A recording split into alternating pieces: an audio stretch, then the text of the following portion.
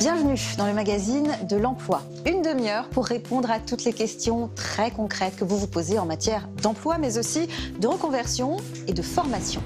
Il était technicien de maintenance dans le plus grand parc d'attractions d'Europe. Il est devenu comptable. Et comme Charles n'est pas un Mickey, il a cumulé études et travail pour y arriver. Il va nous raconter sa reconversion.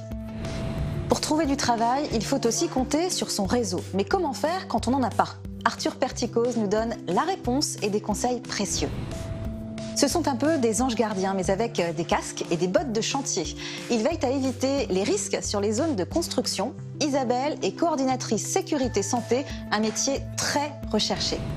ATD Quart Monde, vous connaissez forcément cette organisation. Elle est aussi active dans le domaine de l'emploi. Comment ? C'est ce que nous allons découvrir. Des expériences partagées, des conseils, mais aussi des outils pour décoder le monde du travail. C'est le magazine de l'emploi et ça commence tout de suite. Cap à l'Est pour notre road trip dans les territoires de l'emploi. Nous vous emmenons en Meurthe-et-Moselle, un département qui, comme beaucoup en Lorraine, a souffert de la crise de la sidérurgie dans les années 60 et 70.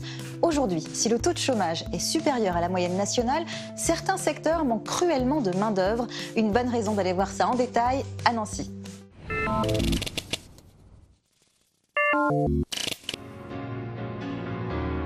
Bienvenue dans la capitale des Ducs de Lorraine. Pour ceux qui l'auraient oublié, Nancy, c'est là, en Meurthe-et-Moselle. Bon, il neige, mais ça ne nous empêche pas de nous balader au parc de la Pépinière, de passer sous l'arc d'air et de déguster une bonne quiche. Située au cœur de l'Europe, proche de l'Allemagne et du Luxembourg, c'est LA ville étudiante du Grand Est. Forte de son industrie au siècle dernier, Nancy a bien changé mais conserve son dynamisme. Le vice-président de la métropole nous attend pour en parler, place Stanislas bien sûr. Alors, sur le secteur de Nancy, comme dans toute la Lorraine, quand même, la mutation d'industrie a été un moment très douloureux et très difficile. Une entreprise comme Pont-à-Mousson, aujourd'hui, sur un site très performant, c'est 300 salariés permanents. Il y a encore 50 ans, dans les années 60, c'était plusieurs milliers de collaborateurs.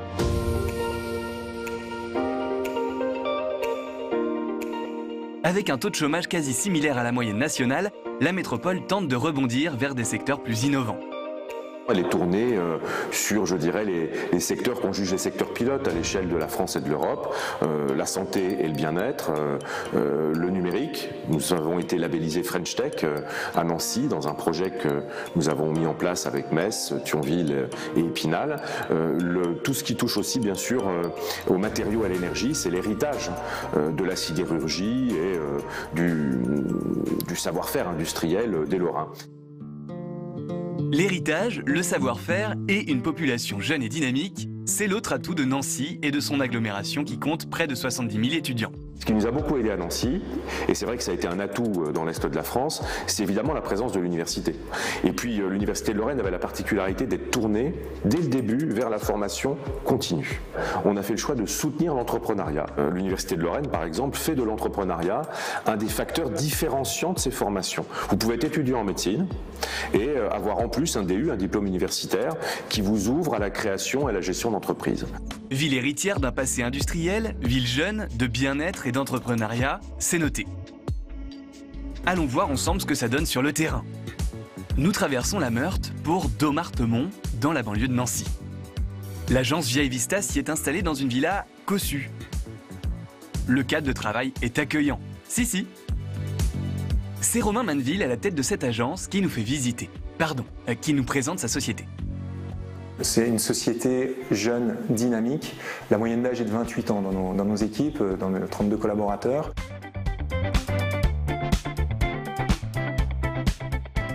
Bah voilà, on a vraiment envie de travailler ici. Mais concrètement, on fait quoi chez Via Vista ? Il y a un pôle sur tout ce qui est marketing, communication, très axé sur le digital, donc le web marketing.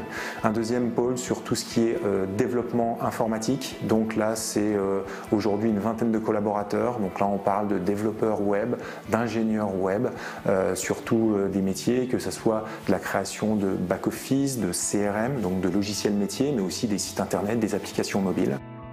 Vous suivez ? C'est que vous êtes qualifié. Si vous êtes toujours avec nous, sachez que Via Vista est aussi active dans la sécurité et la maintenance informatique.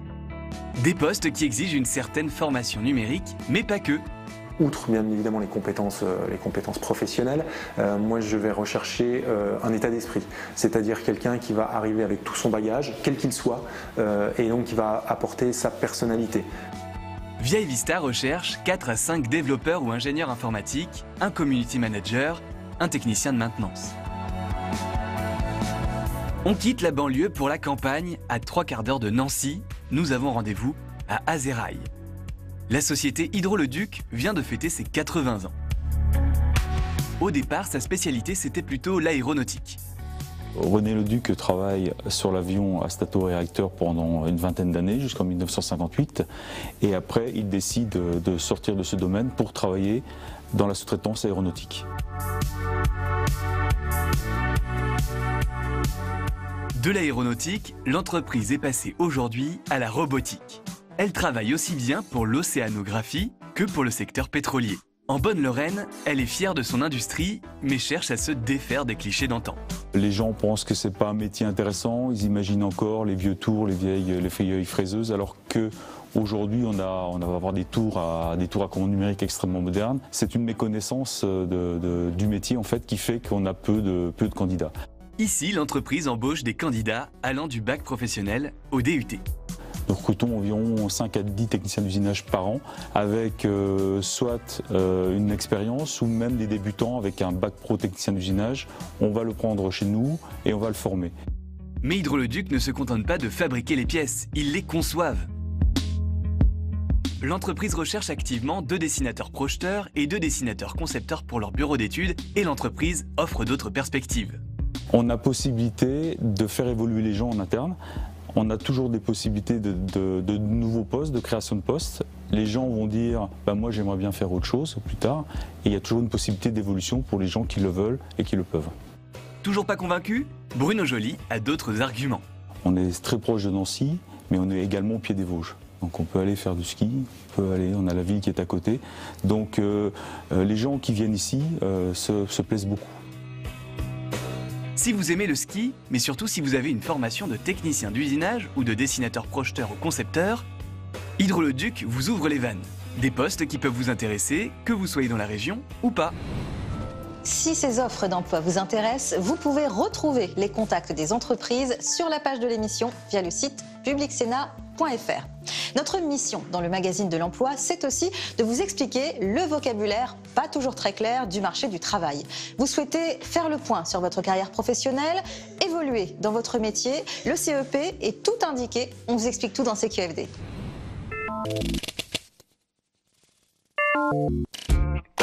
CQFD, ce qu'il faut décoder. Salariés, indépendants, demandeurs d'emploi en quête d'évolution professionnelle, vous êtes à la croisée des chemins et un petit coup de main pour vous orienter serait le bienvenu. Pourquoi ne pas avoir recours au CEP? Allons bon, mais qu'est-ce que c'est? Créé en 2014, le CEP est un droit. Ce dispositif de conseil, c'est ce que vous cherchez, en évolution professionnelle, c'est ce qui vous préoccupe, est ouvert à tous. Demandeurs d'emploi, jeunes en rupture avec l'école, employés du privé, du public, travailleurs indépendants. Son intérêt? Les conseils sont personnalisés et ce service est gratuit. Pour ce prix dérisoire, le CEP comporte toujours un accueil individualisé. Ce premier contact avec un conseiller permet d'analyser votre situation professionnelle et d'identifier les interlocuteurs susceptibles de vous aider dans votre projet. Il peut être suivi, c'est le niveau 2, d'un conseil personnalisé pour mieux définir le projet, apprécier sa faisabilité et élaborer une stratégie pour le faire aboutir. Si vous vous décidez à sauter le pas, vous accédez au niveau 3 du CEP. Un accompagnement personnalisé de la mise en œuvre du plan d'action avec, éventuellement, l'aide d'un référent de parcours. Si vous êtes salarié, vous ferez votre CEP en dehors des heures de travail et votre employeur n'en sera pas informé. Mais dans certains cas, notamment si l'évolution envisagée doit se faire dans votre entreprise, un aménagement des heures peut être prévu. Pour trouver ou demander son CEP, il faut se rendre sur moncep.org. Alors, ça se tente? C'est QFD. Charles a 33 ans. Il a longtemps travaillé dans les parcs d'attractions en tant que technicien de maintenance. Et puis les années passant, il a eu envie de faire autre chose de ses mains. Aujourd'hui, il ne répare plus, il compte. Une reconversion à la force du poignet qu'il vient nous raconter. Bonjour Charles. Bonjour. Alors vous étiez technicien de maintenance dans un parc d'attractions. Qu'est-ce qui ne marchait plus? C'était pas une vocation en soi la mécanique. J'ai plus occupé ou en tout cas trouvé ce poste plus par défaut que par choix. Tant que j'apprenais encore de nouvelles choses, ça me convenait, mais le jour où j'ai eu la sensation d'avoir fait le tour, j'avais ce besoin justement de faire autre chose, quoi. D'étudier aussi, de revenir aux études? Voilà, c'est sûr que pour moi les études c'est quelque chose d'important. Vous aviez quel niveau d'ailleurs? J'ai obtenu un bac, j'ai fait un bilan de compétences donc en 2014 pour justement m'aiguiller et tenter de voir déjà si mon projet était réalisable. Et puis, je me suis peu à peu orienté vers le diplôme de comptabilité et gestion. Après, c'est vrai que la marche me semblait assez haute, donc j'ai quand même beaucoup hésité. Et puis un jour, j'ai été au salon de l'étudiant. J'ai rencontré un professeur qui m'a dit « Non, mais lundi, tu vas en librairie, tu achètes tel support et puis tu commences tout seul. » Donc je me suis dit au début non, ça allait être beaucoup trop compliqué. Puis après je l'ai écouté, j'ai acheté les supports, puis j'ai commencé peu à peu. Ça a fait son chemin. Voilà, j'ai commencé, puis les choses se sont faites vraiment de façon incrémentale, quoi. Ça n'a pas été d'un seul coup, puis ça a été vraiment petit à petit. J'ai donc intégré l'INTEC du CNAM, le Conservatoire national des arts et métiers. Et j'ai eu la chance d'être formé par d'excellents professeurs dans les différentes disciplines que j'ai pu suivre, que ce soit en droit fiscal, en finance ou encore en management stratégique. Et donc c'était le fait comme ça de pouvoir articuler un petit peu toutes ces disciplines qui m'a tout de suite plu, quoi. Mais vous aviez déjà ça dans un coin de votre tête? Parce qu'on ne se réveille pas un matin en se disant je vais être comptable, je vais faire de la comptabilité en tout cas. Non, mais c'est vrai que j'ai toujours été attiré par les métiers du chiffre. Je me disais aussi également que peut-être un jour je créerais pourquoi pas mon entreprise. Donc il me fallait un minimum de base juridico-comptable et peu à peu donc mon choix s'est orienté vers le diplôme de comptabilité et gestion. Alors expliquez-moi concrètement comment se passe la formation, comment est-ce que vous avez travaillé pour en arriver là? Quand j'ai découvert le diplôme, il s'avère que c'est un certain nombre d'unités que l'on doit valider. Il y a un taux d'échec qui est quand même assez important, c'est un diplôme qui est assez difficile, donc je m'étais dit que j'allais dans un premier temps passer 1, 2, voire 3 unités. J'ai validé les unités que j'avais passées et puis après... Mais tout en travaillant? Tout en travaillant, absolument. L'employeur, la seconde année, m'a laissé partir en CIF et puis après j'ai continué et puis j'ai fait une dernière année en fait où j'étais en temps partiel. Il me donnait la possibilité donc de ne travailler que le week-end et en semaine j'allais donc en cours pour justement poursuivre les études. Ah oui, donc ça a été quand même un travail... Ça a été assez difficile, oui. Physiquement, psychologiquement, faut donner de sa personne. Après, ça m'a demandé un gros investissement personnel. Et donc, mais bon, après, on en sort plus grandi et puis voilà. Alors votre entourage vous a soutenu, j'imagine. Ils n'ont pas été surpris par ce désir de reconversion? Surpris, si, je pense, au départ. Et puis après, ils nous accompagnent, puis ils y croient. Et donc après, autour de moi, ouais, tout le monde m'a soutenu, que ce soit mes parents, mon ami, mes collègues aussi. Enfin, ils m'ont quand même aidé pour... Ils vous ont porté, hein. Ils m'ont porté considérablement, que ce soit eux, les chefs d'équipe aussi que j'ai eu au-dessus de moi, ils ont vraiment été là, quoi. Ils ont été là, ils ont cru en mon projet. Au départ, ça leur a paru un petit peu farfelu, mais après, ouais. Après, farfelu? Ah oui, ils me prenaient un petit peu pour un fou, mais bon, après ils m'ont soutenu, ils ont compris, et puis peu à peu, voilà, ils y ont cru, quoi. Alors, depuis combien de temps est-ce que vous avez fait cette reconversion? Depuis combien de temps vous êtes en activité? Dans le cabinet dans lequel je suis actuellement, ça fait un peu plus d'1 an. Je peux vous demander si vous gagnez mieux votre vie aujourd'hui, forcément? Alors, un peu? Oui, on gagne mieux sa vie. C'est surtout les perspectives d'évolution qui sont quand même assez importantes. On a la possibilité d'occuper des postes qui tournent autour de ce secteur d'activité-là, mais qui vont être totalement différents, que ce soit analyste financier, auditeur interne, contrôleur interne. Merci beaucoup, Charles, d'être venu partager votre expérience de reconversion. Merci beaucoup. Les envois de CV et de lettres de motivation sans réponse vous découragent. On se sent souvent très seul quand on cherche du travail. Arthur Perticose est là pour vous aider à trouver des appuis dans votre quête. En franglais, on dit networker, ça veut dire faire son réseau. Vous vous sentez seul dans votre recherche? Vous pensez ne pas avoir de réseau? Eh bien si. Vous avez des amis, une famille, c'est un début de réseau. Vous avez fait des études, suivi une formation. Si vous n'êtes plus en contact avec les anciens élèves, il est temps de renouer les liens. Vous avez travaillé dans une ou plusieurs entreprises, vos anciens collègues font aussi partie de votre réseau. Tout comme les personnes avec qui vous pratiquez un sport ou que vous voyez dans une association. Vous ne vous en rendez pas compte, mais vous avez déjà un réseau. Ce qu'il faut, c'est l'activer et l'agrandir. Pour le doper, prenez votre courage à deux mains et allez au contact. Sur les salons, les forums, dans des meet-up, des événements professionnels, des réunions d'anciens élèves, c'est fait pour ça. Un réseau, c'est de la rencontre. Pour qu'il fonctionne, il faut que vous donniez envie de garder le contact en étant clair sur votre projet, enthousiaste et surtout que vous soyez à l'écoute. Il faut s'intéresser aux autres, avoir envie de rendre service. Le jour où vous en aurez besoin, ces connaissances pourront être des relais utiles pour progresser, évoluer, trouver une info et même du travail. Deux petites choses encore. Les réseaux sociaux sont des accélérateurs de contacts, pas des accumulateurs. Une liste d'amis exponentielle ne sert à rien. Le contact ne vaut que si vous engagez la conversation et que vous créez une relation, même virtuelle. Enfin, le réseau, c'est de l'entraide. Le but n'est pas de se faire pistonner. Et voilà le travail. Un chantier de construction, c'est une multitude de dangers. Et même si les accidents du travail restent trop nombreux dans le BTP, il faut savoir qu'ils ont baissé de 29% au cours des 10 dernières années, grâce à des actions de prévention dans ce secteur et à des professionnels comme Isabelle. Elle est coordinatrice sécurité et santé. Nous l'avons suivie tout au long de sa journée de travail trépidante.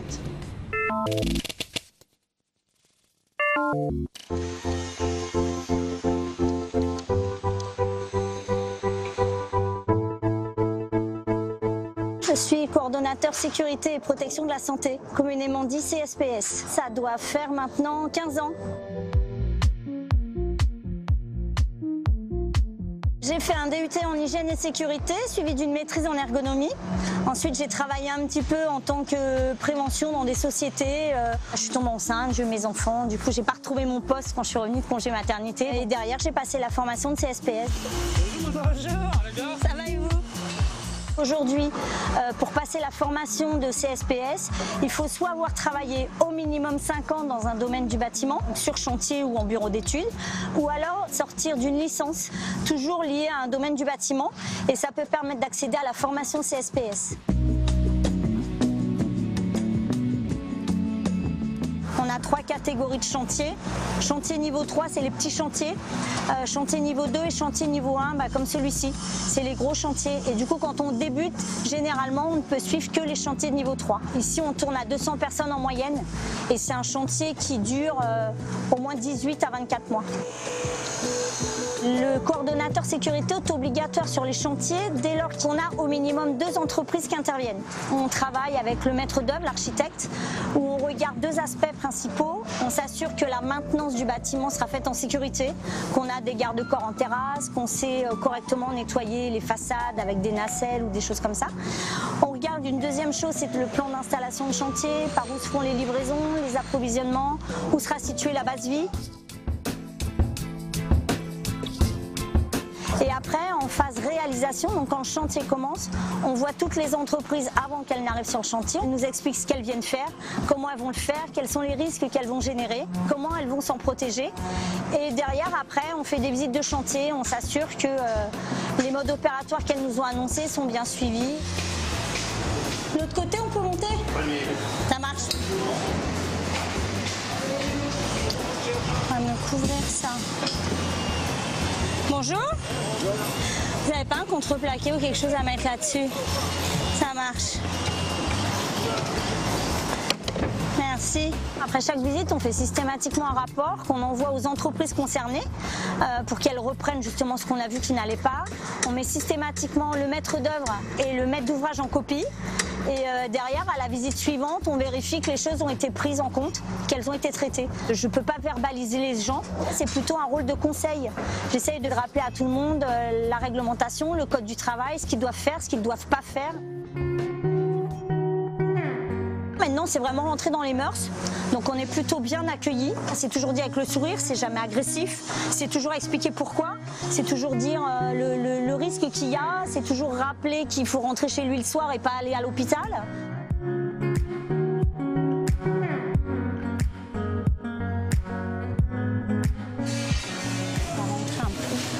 Après, il peut y avoir des chantiers où on peut avoir un peu peur parce qu'à chaque fois qu'on y va, on trouve des situations à risque. Et il faut savoir que quand il y a un accident grave, on peut être interrogé, on peut être inculpé. Il y en a eu, donc il y a toujours une petite part des fois d'angoisse. Bonjour. Bonjour. Vous avez un casque dans le coin? Pensez à le garder. Merci. À un moment donné, les gens ils sont pris dans leur routine et bien souvent ils prennent pas de recul et ils font pas attention au fait qu'ils prennent des risques, qu'il y a des choses à côté d'eux qui sont accidentogènes. Et du coup, nous on a ce regard externe où on est focalisé que là-dessus. Et du coup, voilà, des fois c'est super bien de se dire qu'on a sûrement évité des accidents par notre action. Le mur que vous êtes en train de monter, on avait demandé de mettre aussi le garde-corps parce que si le mur il est pas sec, il y a un risque de bascule et de partir avec le mur. Et il faudrait que vous vérifiez sa largeur de plateau, parce que là j'ai un grand vide.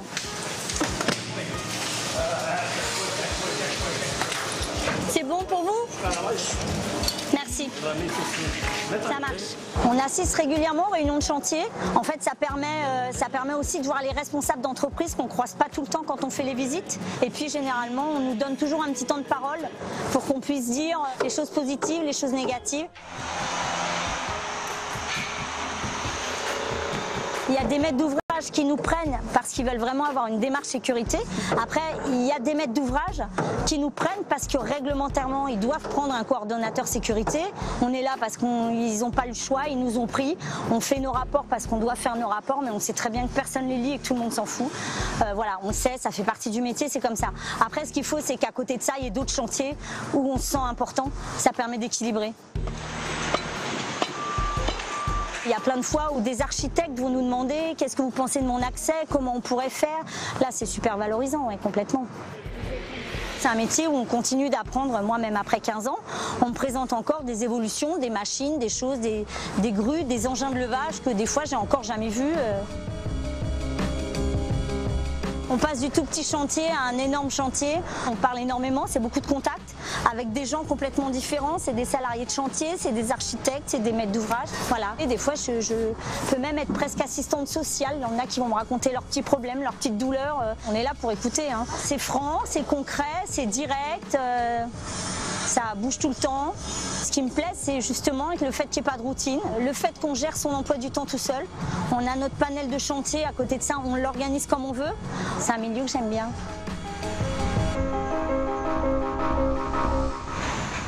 TAE, ce sont 3 lettres qui signifient travailler et apprendre ensemble. Ce dispositif d'ATD Carmonde veut repenser l'entreprise pour la rendre moins excluante. Comment? En faisant travailler ensemble des personnes en grande précarité et d'autres diplômées, sans grande difficulté particulière, mais qui ont envie de participer au projet. Ils inventent ensemble de nouvelles façons de travailler. On construit une entreprise différente. On invente d'autres façons de faire, où il va y avoir la place pour l'écoute, il va y avoir beaucoup plus de place pour l'humain. Chacun va pouvoir apporter son mot, se sentir responsable, être bienveillant vis-à-vis des autres. Et cette expérience, on la porte depuis une quinzaine d'années. Et on a réussi à progresser comme ça dans une façon de travailler très originale. Voilà. Donc TAE, ça veut dire travailler et apprendre ensemble, mais c'est aussi apprendre à travailler ensemble. Là, j'ai pu me reconstruire tout doucement. Et ça, ils ont pris le temps de me former puis de m'apprendre mon futur métier. Et ça, je ne le retrouverai pas ailleurs. Mais le mérite, ce que moi je trouve ici, c'est d'avoir une équipe autour de moi, d'avoir une écoute et de travailler à mon rythme. Il y a une vingtaine d'employés aujourd'hui chez TAE et l'une des forces du projet, c'est que chacun peut apprendre des autres. Et j'ai découvert TAE un peu par hasard, alors que je cherchais à faire autre chose, quelque chose d'un peu différent des missions que j'avais pu faire en stage ou durant mes années de césure, ou des missions à laquelle on est plutôt prédestiné à faire quand on sort de sciences politiques. En fait, ici, on travaille avec des personnes qui ont eu très peu de chance dans leur vie. Moi, j'ai eu beaucoup de chance dans ma vie, j'ai pas eu à payer pour étudier, j'ai pu faire les études que je voulais, j'ai eu des parents aimants, j'ai eu des parents tout court. Et ben, l'idée, c'est qu'en travaillant ensemble, on va réussir à faire tourner l'entreprise. Par contre, ici, il y a des gens qui ont beaucoup plus le sens des relations humaines, des rapports aux autres. Et j'ai jamais trouvé une entreprise où il y a une telle ambiance, à la fois une telle ambiance familiale, et en même temps, tout le monde est au courant qu'il faut travailler pour que l'entreprise fonctionne et pour qu'on puisse payer nos salaires. TAE est un projet qui fonctionne, mais qui a aussi l'ambition d'être un laboratoire qui invente de nouvelles façons de faire que d'autres pourront s'approprier. Si vous souhaitez contacter ATD Quart Monde ou si vous êtes une association et que vous souhaitez présenter votre initiative, toutes les infos sont évidemment à retrouver sur la page de l'émission sur le site publicsena.fr. L'agenda, ce sont les événements, rendez-vous et bons plans sélectionnés dans toute la France par le magazine de l'Emploi. C'est le moment de prendre un papier, un crayon ou de noter dans votre smartphone.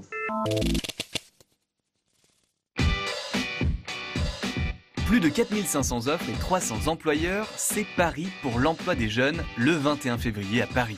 La nouveauté de cette édition, un escape game en guise d'entretien d'embauche.